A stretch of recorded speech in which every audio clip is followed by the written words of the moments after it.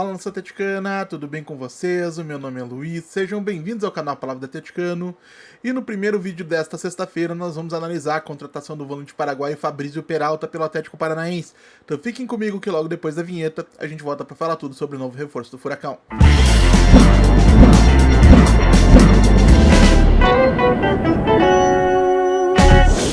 Então vamos lá para o tema do vídeo de hoje, pessoal, porque Fabrício Peralta será emprestado ao Atlético Paranaense. A negociação foi informada em primeira mão pelo jornalista Thiago Marquezini, do canal 3 Pontos aqui no YouTube, e em parceria com a equipe do canal Threads, e desde ontem diversas fontes próximas ao Furacão e de alta confiabilidade confirmaram um acerto entre as partes. Segundo as últimas informações, o volante paraguaio assinará com o rubro-negro um contrato de empréstimo válido até 31 de dezembro de 2025 e o Furacão terá uma opção de compra durante este período. Mas será que Fabrício Peralta é um bom reforço para o Atlético? É sobre isso que nós vamos falar a partir de agora. E como sempre, a nossa primeira arte chega para responder a pergunta: quem é Fabrício Peralta? E Peralta é um volante e meio-campista paraguaio de 1,78 m de altura e 22 anos de idade, completados no último dia 2 de agosto. Formado pelas categorias de base do Cerro Porteño, um dos principais clubes de futebol do Paraguai, esteve emprestado ao Flamengo Sub-20 durante alguns meses em 2021 e se destacou em seu retorno ao Cerro antes de ser contratado pelo Cruzeiro em julho de 2024. Na ocasião, o clube mineiro pagou cerca de 3 milhões de dólares por 60% dos direitos econômicos do meio-campista. E como joga Fabrício Peralta? Para entender melhor o que esperar do volante de 22 anos com a camisa do Atlético, nós vamos analisar os seus números no Campeonato Brasileiro de 2025.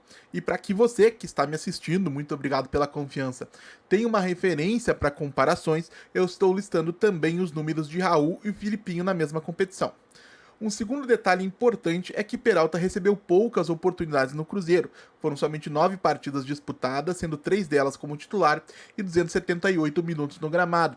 Ou seja, como nós estamos trabalhando com uma baixa amostragem, é preciso ter em mente que existe um desvio padrão maior nessas estatísticas e elas podem não refletir com exatidão as qualidades no Paraguai. E para contornar esse problema, os números serão balizados, lógico, por estatísticas do período do jogador no Cerro Porteño e, evidentemente, eu também assisti análises de vídeo e scouts sobre o Fabrício Peralta para poder transmitir para você que está me assistindo uma imagem coerente com o do novo volante do Atlético.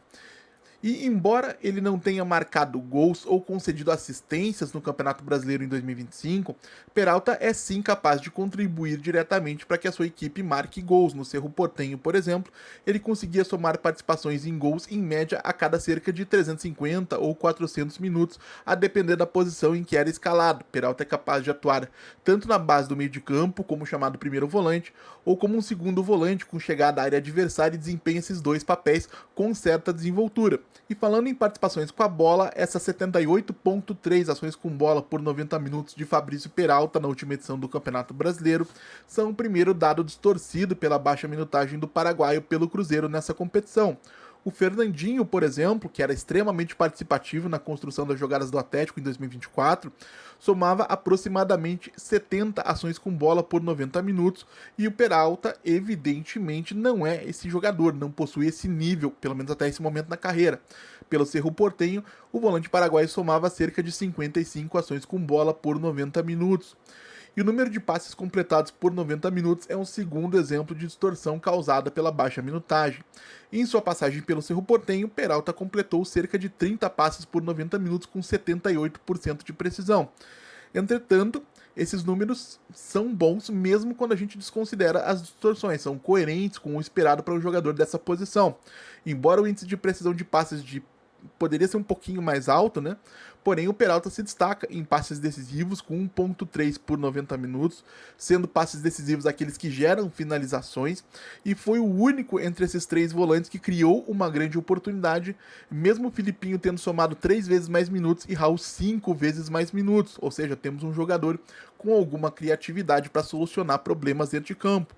E em termos de lançamentos longos, encontramos a primeira distorção a favor de Peralta. Embora ele tenha somado 1,9 lançamentos longos completados por 90 minutos, com somente 40% de precisão, isso no Campeonato Brasileiro em 2025, as estatísticas da carreira do jogador sugerem algo mais próximo de 2,5 lançamentos longos por 90 minutos, com entre 55% e 60% de precisão, o que coloca ele num patamar bem mais aceitável. Ele não se diferencia tanto em relação aos melhores volantes do Atlético nesses números. Pode jogar, pode ser útil, seja para iniciar jogadas ofensivas como um cabeça de área, ou seja para jogar como um segundo volante, auxiliando na construção, na articulação das jogadas ofensivas. Na sequência, percebemos que Peralta não é um meio-campista de muitas finalizações por partida e encontramos uma nova distorção em dribles. Embora ele tenha somado impressionantes 2.2 dribles completados por 90 minutos, com uma eficiência de 70%, o histórico da carreira de Peralta sugere que os números reais devem estar entre 0,5 e 1 drible por 90 minutos, com cerca de 65 a 70% de eficiência. Porém, mais uma vez, não são números ruins. Em geral, meio-campistas não costumam somar muitos dribles por 90 minutos realmente. E um detalhe que chama a atenção negativamente é o número de perdas de posse de bola, mesmo desconsiderando as 16,1 perdas de posse por 90 minutos no Brasileirão 2025 e trabalhando com a cerca de 10 a 12 perdas de posse de bola durante o período no Cerro, o volante paraguaio poderia aprender a cuidar um pouquinho melhor da bola. Seria importante para ele, é um problema que o Bruno Zapelli tem, por exemplo, tá? Mas o Zapelli perde acho que mais inclusive do que o Peralta.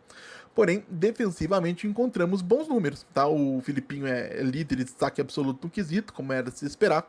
Porém, o Peralta soma bons números de bolas recuperadas e desarmes, mesmo se considerarmos, ou na realidade, mesmo se desconsiderarmos os 3.2 desarmes por 90 minutos da nossa amostragem, que fariam dele o líder do Brasileirão no quesito, à frente do compatriota Matias Villaçante, do Grêmio, e considerando os 2 desarmes por partida durante a passagem pelo Cerro Porteño. Então é um jogador que agrega defensivamente, tá?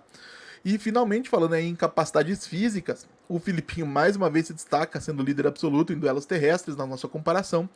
Por sua vez, o Peralta mais uma vez é afetado pela baixa minutagem e os impressionantes 6.1 duelos conquistados por 90 minutos nessa nossa amostragem são bastante distantes dos cerca de 3 a 3,5 duelos terrestres conquistados por 90 minutos no seu período no Cerro. Entretanto, mais uma vez, 3 a 3,5 são números bastante aceitáveis para um jogador que em muitos momentos jogou mais adiantado.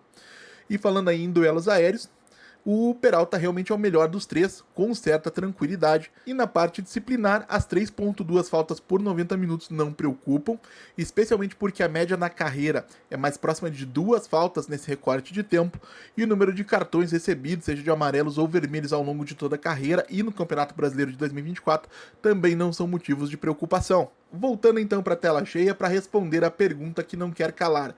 Tá, conhecendo os números, o Peralta é um bom reforço para o Atlético? E a minha resposta é que sim, o paraguaio pode ser um elemento útil ou até importante para o elenco, principalmente pela versatilidade. É um jogador que pode tanto substituir o Raul na base do meio de campo, sendo que o nosso camisa 31 infelizmente tem oscilado bastante de desempenho nas últimas partidas, tem deixado a desejar, e pode jogar também no lugar do Filipinho, que em alguns momentos sofreu para jogar mais adiantado em campo, ou seja, todo o meio de campo pode ser rearranjado com o Peralta ocupando uma das duas posições. E mais, é um meio-campista que já representou a seleção do Paraguai em uma partida internacional, sem marcar gols evidentemente, disputou competições importantes como a Copa Libertadores e a Copa Sul-Americana pelo Cerro Porteño, e aos 22 anos de idade possui potencial a ser explorado e desenvolvido. E o melhor de tudo é que se o Atlético Paranaense conseguir desenvolver esse potencial, poderá adquirir o jogador ao término desse período pela quantia previamente estabelecida no acordo firmado com o Cruzeiro. Então, na minha avaliação, boa contratação, e eu fico na torcida para que o Peralta tenha uma boa passagem pelo Atlético. Mas quero saber também a opinião de vocês, claro, deixem aí nos comentários se vocês gostaram ou não dessa contratação por empréstimo do Fabrício Peralta e por quê. Como eu sempre digo aqui, eu leio todos os comentários. E se você está chegando agora, eu vou pedir que você deixe o seu like nesse vídeo, se inscreva no canal Palavra do Atleticano, compartilhe o que eu tenho em redes sociais. E se você conhece, gosta e quer apoiar o meu trabalho aqui no YouTube, fica o convite para que você conheça o clube de membros do canal Palavra do Atleticano, onde por uma quantia mensal simbólica de R$ 4,99 você tem acesso a um grupo de WhatsApp exclusivo e a uma série de conteúdos e benefícios exclusivos também. E então é isso, gente. A gente volta a falar de Atlético Paranaense mais tarde aqui no canal Palavra do Atleticano com o scout sobre o zagueiro Abraão. Muito obrigado mais uma vez pela atenção de todos e até a próxima!